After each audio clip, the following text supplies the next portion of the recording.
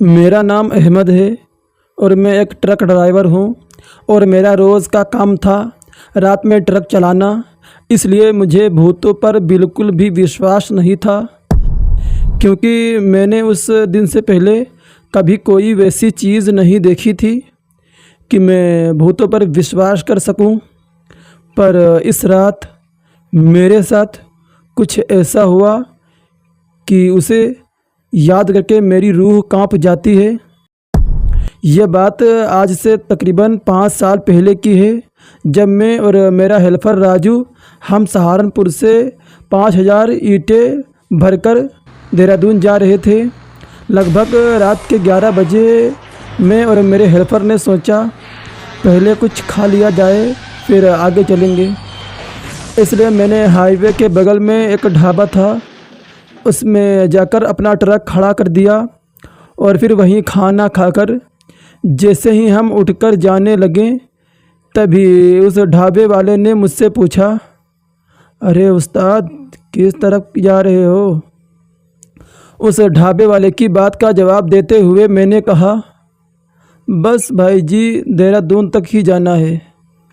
तो उस ढाबे वाले ने मेरी बात सुनकर अपनी घड़ी में टाइम देखा और कहा, अरे उस्ताद रात के 12 बजने वाले ही हैं, कुछ देर यहीं ही रुक जाओ, रात के 1 बजे के बाद ही चले जाना उस्ताद।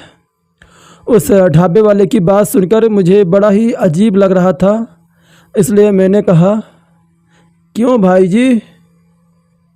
तो मेरी बात का जवाब देते हुए उस ढाबे वाले ने कहा, क्योंकि उस्ताद कोई भी रात के 12 बजे के बाद 1 किलोमीटर आगे जो बड़ा सा बरगद का पेड़ है उसे पार नहीं कर सकता, और उस बरगद के पेड़ से 1 किलोमीटर आगे एक और बरगद का पेड़ है और वहाँ से भी कोई उस बरगद के पेड़ को पार नहीं कर सकता। मैं वहाँ खड़े खड़े उस ढाबे वाले की सारी बात सुनने के बाद मैंने कहा, हाँ अरे नहीं भाई जी, मैं नहीं रुक सकता, मुझे ये ईंटें जल्दी ही देहरादून पहुंचानी है, और वैसे भी मुझे इन सब बातों पर बिल्कुल भी विश्वास नहीं है। मैं इतना बोलकर ट्रक की ओर जाने ही वाला था तो उस ढाबे वाले ने मुझे एक बार और कहा, उस्ताद तुम जा तो रहे हो पर उस बरगद के पेड़ को पार नहीं कर सकते। मैंने भी उसको जवाब देते हुए कहा, चलो देख लेंगे। फिर इतना बोलकर मैं अपने ट्रक में अपने हेल्पर के साथ आकर बैठ गया और मैंने अपना ट्रक स्टार्ट किया और चल दिया देहरादून की ओर। मैं अभी ढाबे से लगभग आधा किलोमीटर ही दूर गया होगा कि तभी मैंने देखा कि आगे पुलिस ने रास्ता बंद कर रखा हुआ है। मैं थोड़ा और आगे गया और अपने ट्रक का शीशा नीचे करके बोला, अरे क्या हुआ सर जी, रास्ता क्यों बंद करा हुआ है?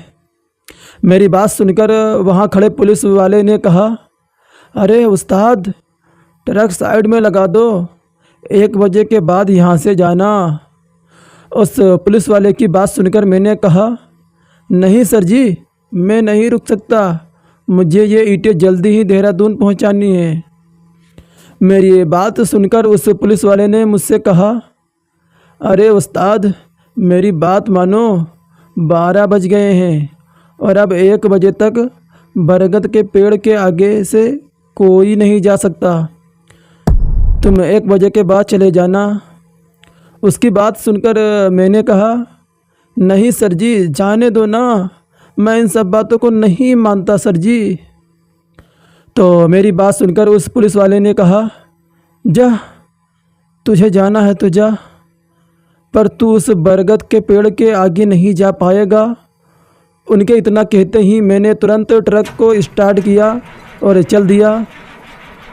तभी मेरे हेल्पर राजू ने मुझसे कहा, अरे उस्ताद 1 ही घंटे की तो बात है, रुक जाते हैं ना।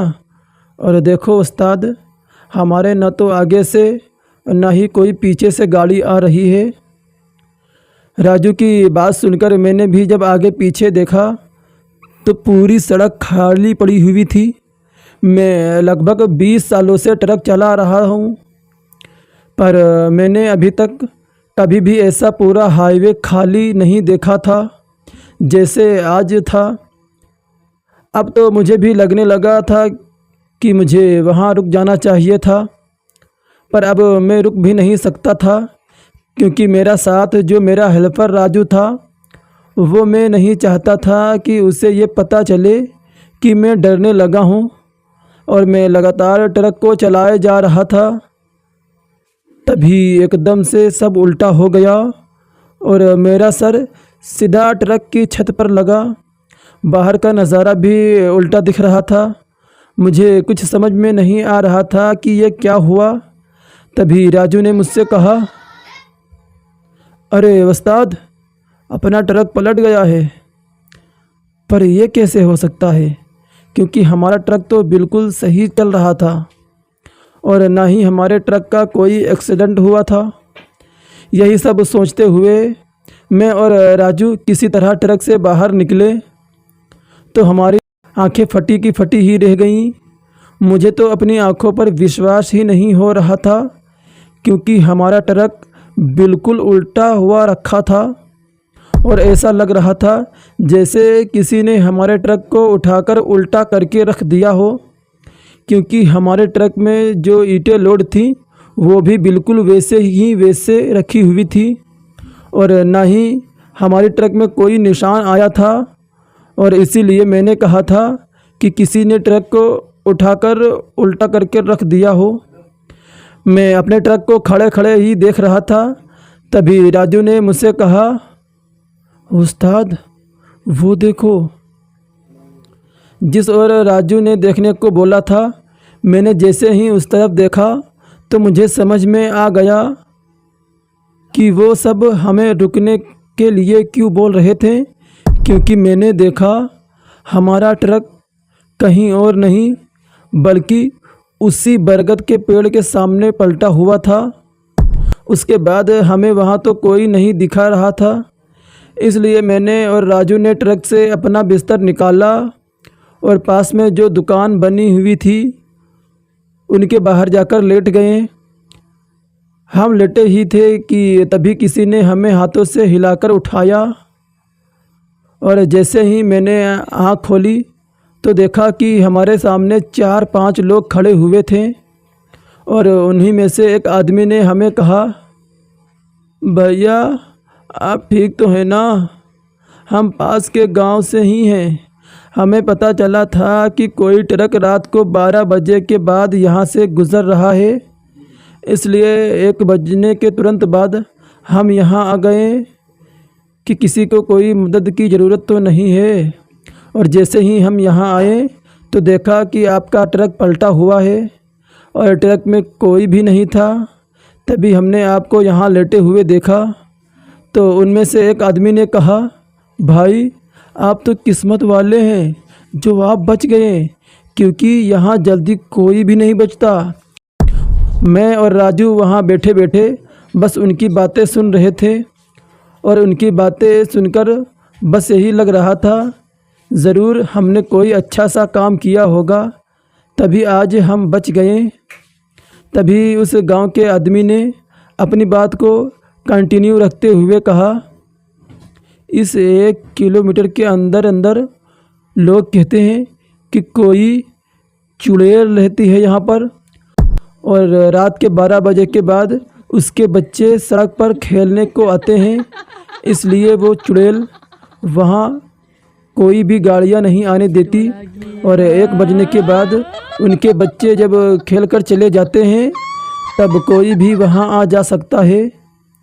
उस रात मैंने और राजू ने किसी तरह कट्टी और अगली सुबह क्रेन बुलाकर ट्रक को सीधा कराया और तब हम वापस देहरादून आए।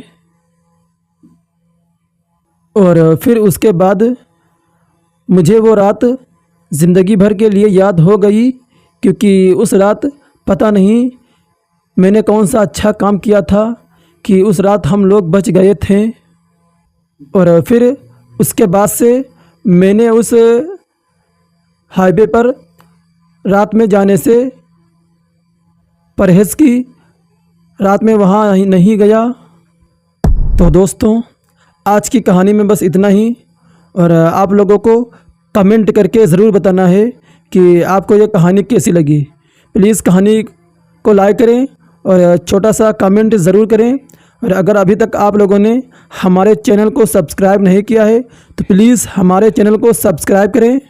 दोस्तों यार, मैं आपके लिए बहुत मेहनत करता हूँ, एक से डरावनी कहानियाँ सुनाता हूँ जिसमें आप लोगों को सच में डर होने का एहसास भी पैदा होता है।